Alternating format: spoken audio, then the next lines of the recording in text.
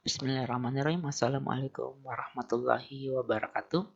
Alhamdulillahirabbil alamin. Kita panjatkan puji syukur kita atas kehadirat Allah Subhanahu wa taala karena berkat limpahan rahmatnya sehingga kita masih diberikan kesehatan, kesempatan untuk bisa kembali hadir dalam mata kuliah, studi penyajian dan persentase. Jadi alhamdulillah pada kali ini merupakan pertemuan yang ke-10 ya untuk mata kuliah studi penyajian dan persentase ini. Jadi adapun materi kita pada kesempatan kali ini yaitu mengenai teknik penyajian grafik. Nah, kalau tidak salah di pertemuan ke-7 dia sudah bawakan teknik penyajian grafik atau diagramnya. Jadi untuk pertemuan ke-10 ini sebenarnya materi pelengkap dari pertemuan sebelumnya itu.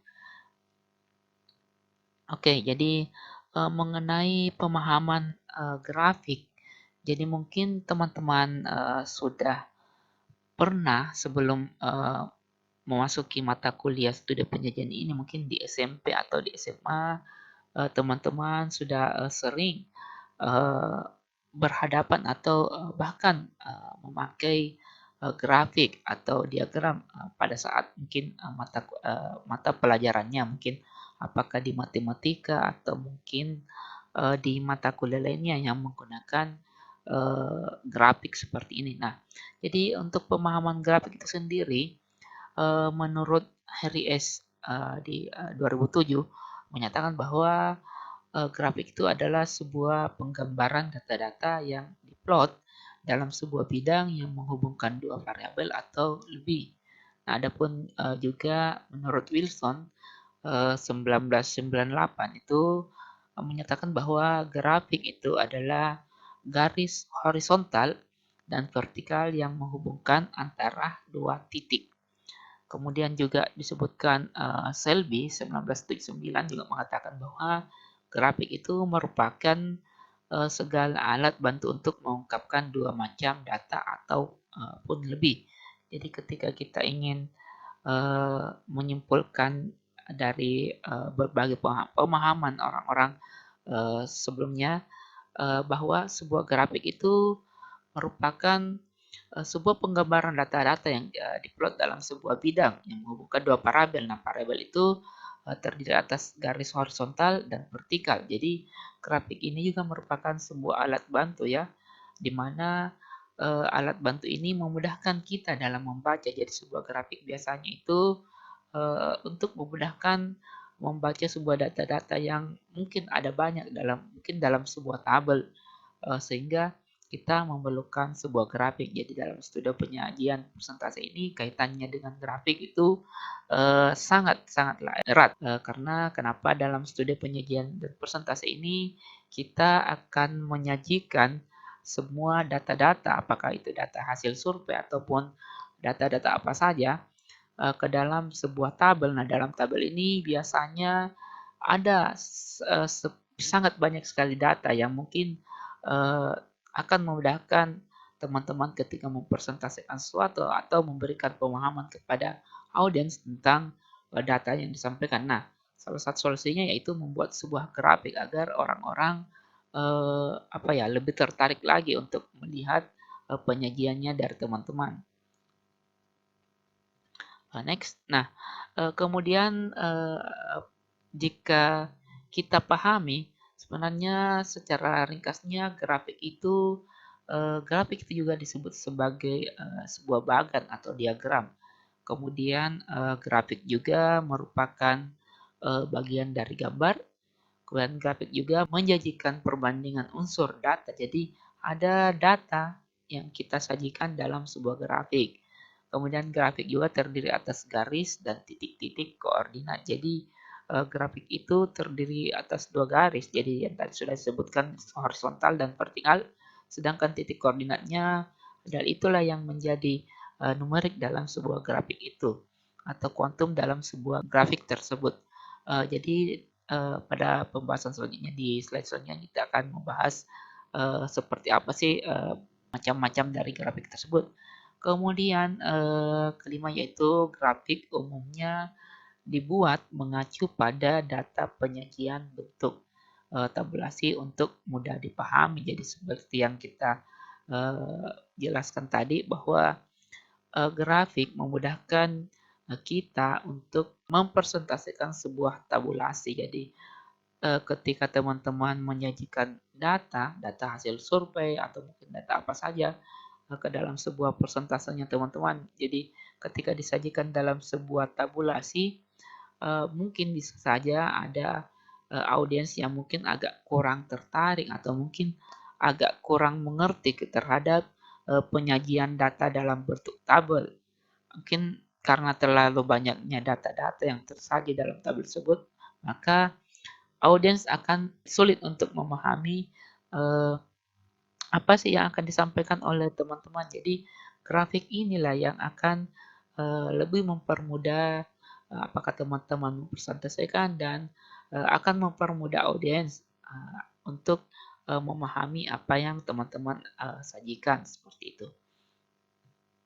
Nah, kemudian selanjutnya yaitu bentuk dasar grafik. Jadi seperti yang dijelaskan sebelumnya bahwa grafik itu terdiri atas dua garis, yaitu eh, dua jenis koordinat, yaitu koordinat X dan koordinat Y. Jadi koordinat X ini yaitu horizontal posisinya, kemudian koordinat Y yaitu posisinya adalah vertikal. Jadi mungkin teman-teman sepertinya di mata pelajaran SMA atau SMP mungkin teman-teman sudah sering menggunakan grafik dengan sumbu X dengan sumbu Y seperti ini kan, ada di mata kuliah matematika kalau tidak salah yang mempelajari tentang grafik seperti ini. Jadi ada sumbu Y yang posisinya itu vertikal dan sumbu X itu yang posisinya yaitu horizontal seperti ini.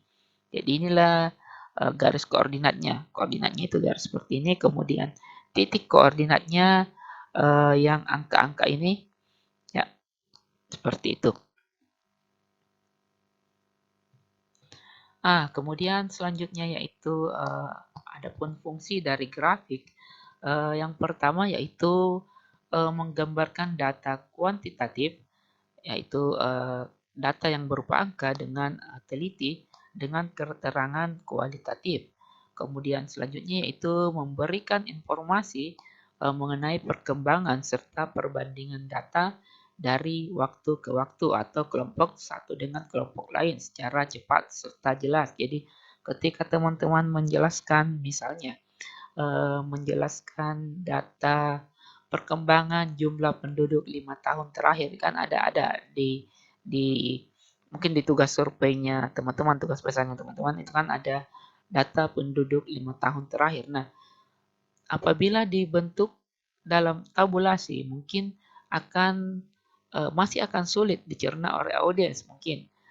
Kemudian juga teman-teman akan lebih sulit untuk menjelaskan bagaimana perkembangan penduduk 5 tahun terakhir ini. Tetapi ketika menggunakan sebuah grafik itu akan mempermudah teman-teman dalam menjelaskan, juga mempermudah audiens untuk mengerti atau mencerna apa yang teman-teman sajikan dalam persentasenya teman-teman. Jadi dalam grafik itu bisa dilihat dalam data 5 tahun terakhir itu yang mana tahun yang mungkin lebih sedikit jumlah penduduknya atau bahkan lebih tinggi jumlah penduduknya. Bahkan juga kita bisa melihat dalam grafik ini bagaimana perkembangannya, apakah dia naik turun atau mungkin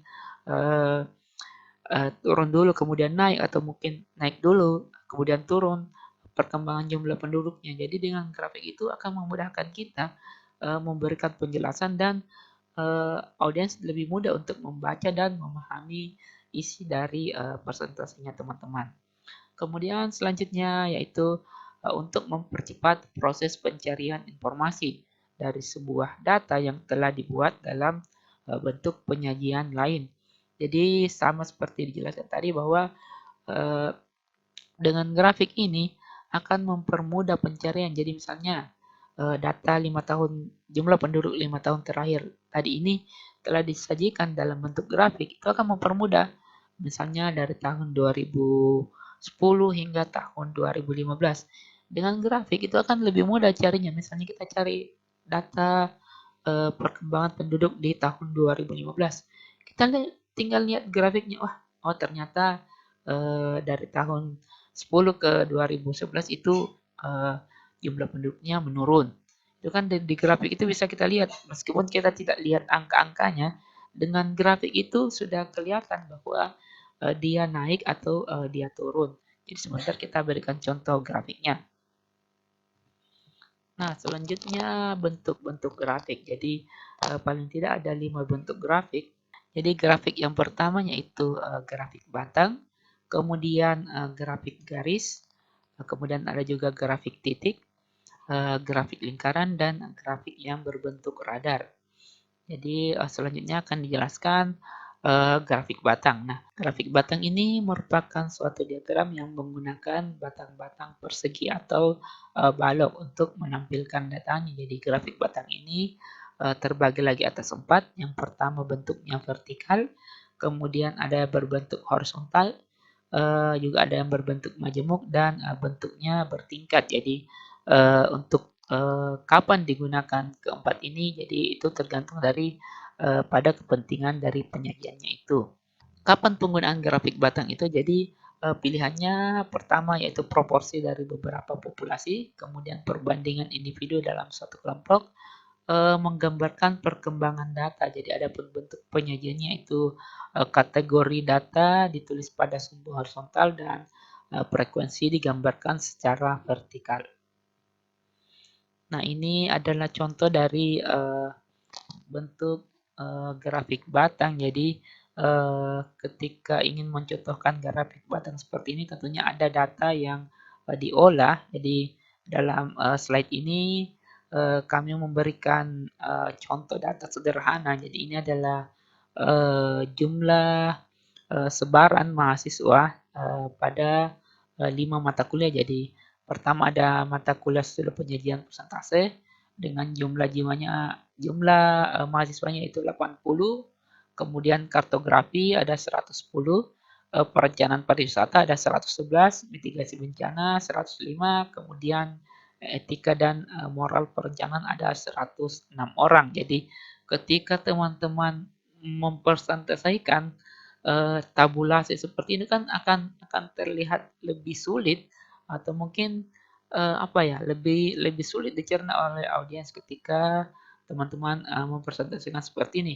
Audiens akan lebih sulit. Wah, yang mana ketika ditanya yang mana jumlah mahasiswanya yang paling banyak itu kan agak repot kalau ini kan masih masih karena masih hanya 5 lima item apabila ini ada 100 ratusan kan itu kan akan sulit untuk mencari jumlah yang terkecil dan jumlah yang terbesar.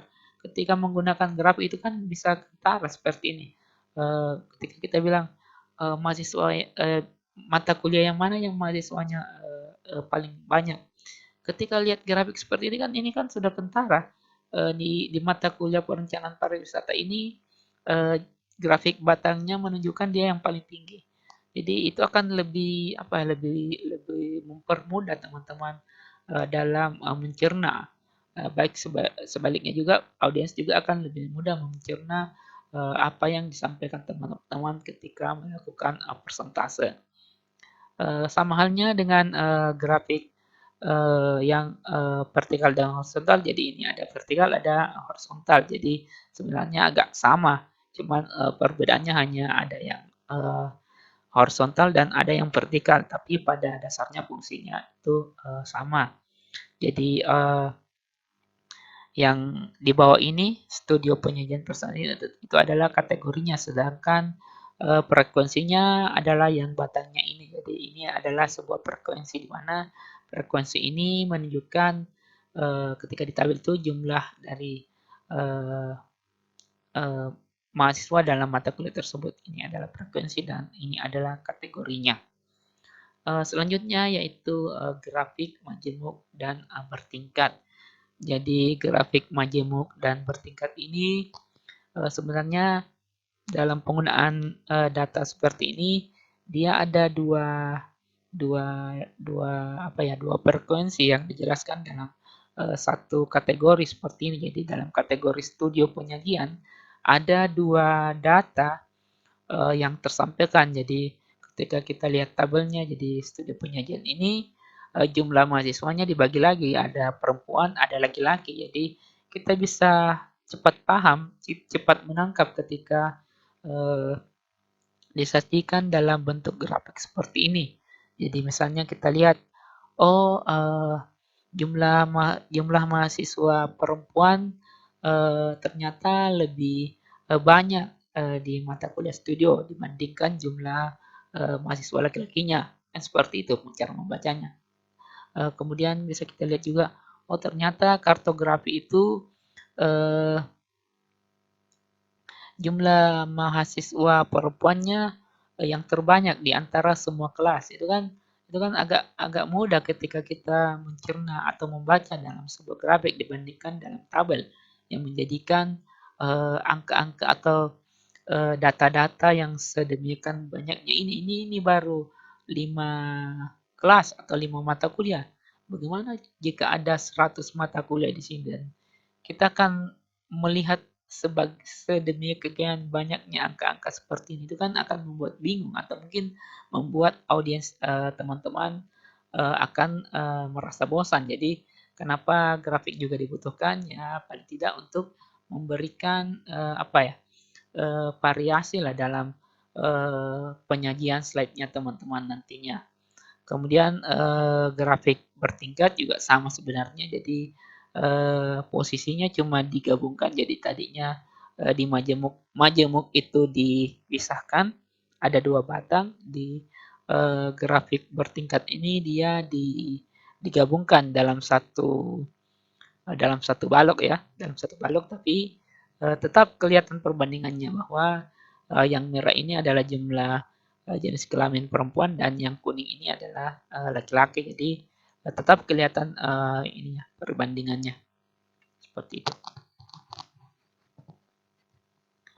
Kemudian sama, jadi ini adalah grafik majemuk dan bertingkat. Jadi dia posisinya vertikal. Jadi sebenarnya sama lah. Eh, pada dasarnya sama penyampaiannya, cuman posisinya yang dibalik ya. Nah, selanjutnya itu grafik garis. Jadi grafik garis ini menggambarkan keadaan yang serba terus-menerus dalam periode yang tetap atau berkesinambungan. Kemudian sumbu horizontalnya menyatakan selisih jumlah, sedangkan sumbu vertikalnya itu menyatakan kuantum atau nilai data. Jadi grafik garis ini bisa kita lihat contohnya pada slide. Uh, jadi seperti ini dia grafiknya. Jadi sebenarnya kalau yang cocoknya untuk penggunaan grafik garis itu sebenarnya misalnya perkembangan jumlah penduduk ya. Jadi kalau untuk mengenai data sebaran jumlah mahasiswa ini sebenarnya tidak terlalu cocok digunakan dalam sebuah grafik garis, tapi karena ini hanya contoh data ya. Jadi anggaplah bahwa ini adalah perkembangan jumlah mahasiswa lah ya. Jadi mestinya yang cocoknya itu ada sebuah perkembangan periode. Jadi misalnya tahun 2010, 2011, 2012, 13, 14, 15. Jadi yang cocoknya itu menggambarkan sebuah perkembangan atau tahap perkembangan ya dalam sebuah periode kalau menggunakan grafik garis. Jadi karena ini hanyalah sebuah contoh data, jadi saya tadi hanya mengambil data dari tabel yang sebelumnya, saya masukkan ke dalam sebuah grafik garis seperti ini. Jadi pada dasarnya penggunaannya yaitu uh, memberikan gambaran terhadap keadaan uh, perubahan dalam setiap periode data ya, seperti itu. Kemudian selanjutnya itu grafik titik. Jadi grafik titik ini dibuat dalam sistem sumbu koordinat dan gambarnya akan merupakan kumpulan titik yang terpancar. Kemudian hanya menghilangkan garis penghubung antara titik-titik dari diagram garis. Jadi sebenarnya pada dasarnya grafik titik ini adalah sebenarnya hampir sama penggunaannya dari diagram garis ini, tapi cuma bedanya ya garisnya yang dihilangkan, cuma titiknya saja yang ditinggal seperti ini. Jadi seperti ini penampakan dari grafik titik.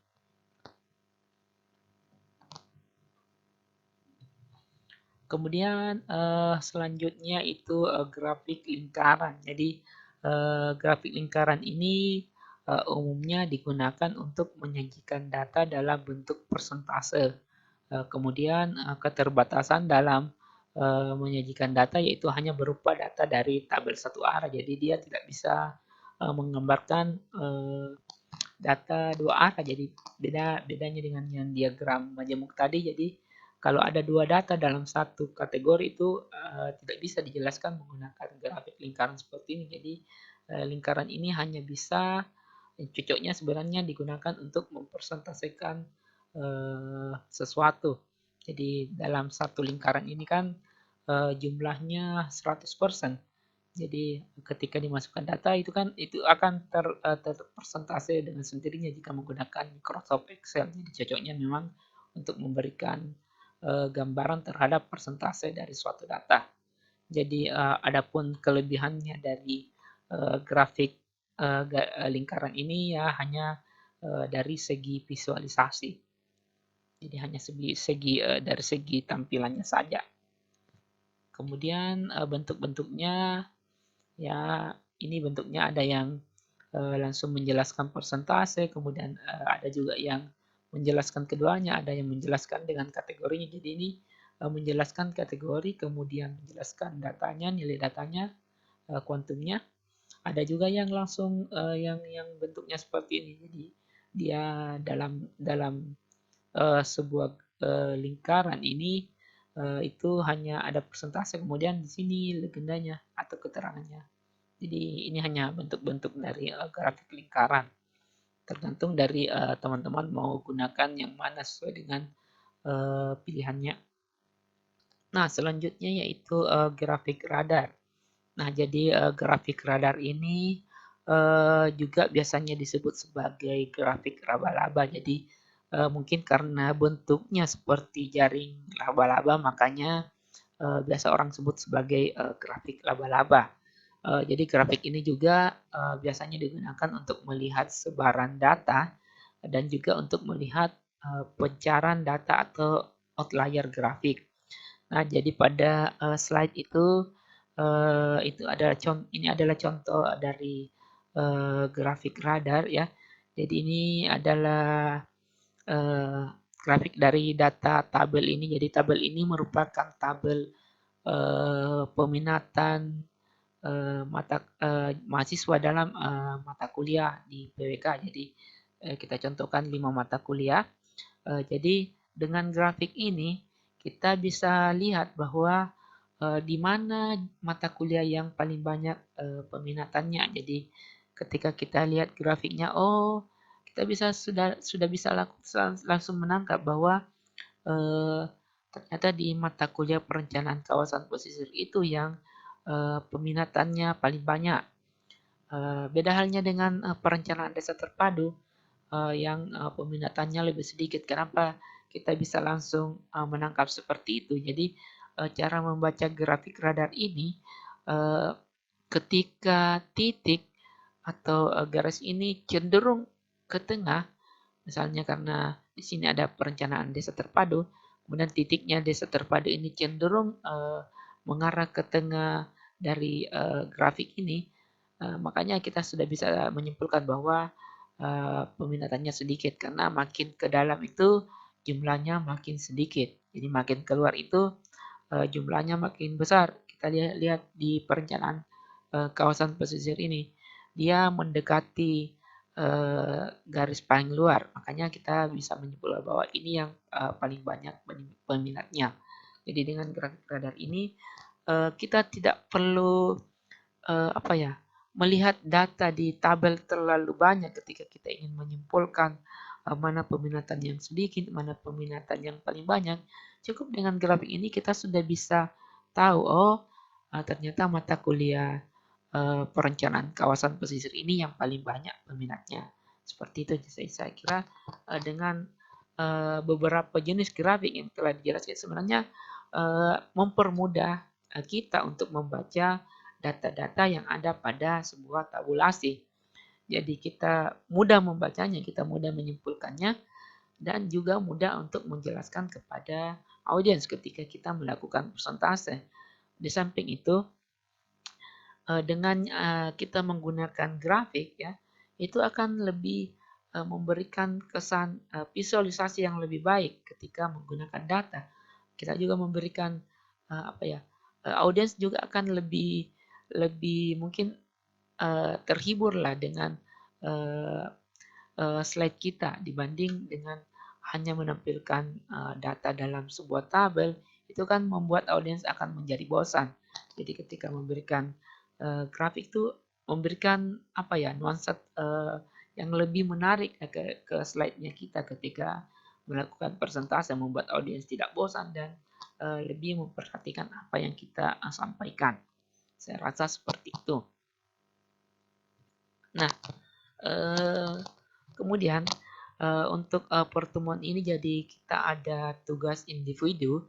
Jadi yang pertama itu buatlah tabel data penduduk kecamatan di tempat tinggal masing-masing terdiri atas pertama yaitu jumlah penduduk, kemudian jumlah dan persentase penduduk, kemudian perkembangan penduduk 5 tahun terakhir, kemudian komposisi penduduk menurut jenis kelamin, selanjutnya itu komposisi penduduk menurut mata pencaharian, dan terakhir yaitu komposisi penduduk menurut kelompok umur.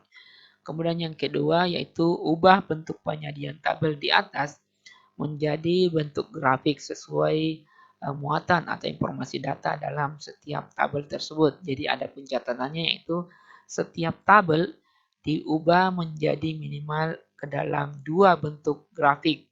Pilihan grafiknya sama seperti yang dijelaskan tadi yaitu grafik batang, garis, titik, lingkaran, dan radar.